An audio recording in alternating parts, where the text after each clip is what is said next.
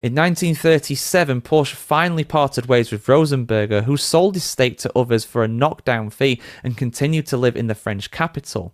By then, the pressure from government authorities in Germany had become too great, according to Joachim. However, this will do little to change the image of Ferdinand Porsche, which is rather tarnished in the modern day, to say the very least. But the tide has somewhat been turning on Porsche, because findings in 2022 in the book Nazi Billionaires by David de Jong, he quoted Rosenberger as saying, "I don't accuse Mr. Porsche or Mr. Piech at any rate of personal anti-Semitism." However, he did later say, quote, "They used my membership as a Jew to get rid of me cheaply," end quote. So very much seeing an opportunity there, they took it, although external factors from the ruling party of the day probably played a big part.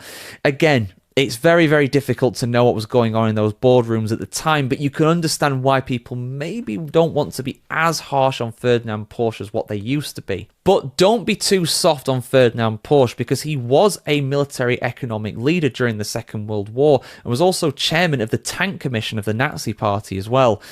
So, you know, he was rather involved, to say the very least. If he really didn't like them that much, he probably wouldn't have been a chairman of one of the committees like that. Just saying. But yeah, interesting stuff, guys. What are your thoughts on Ferdinand Porsche after you've learned a little bit about him today? Has your opinion of him altered? Have you learned something new?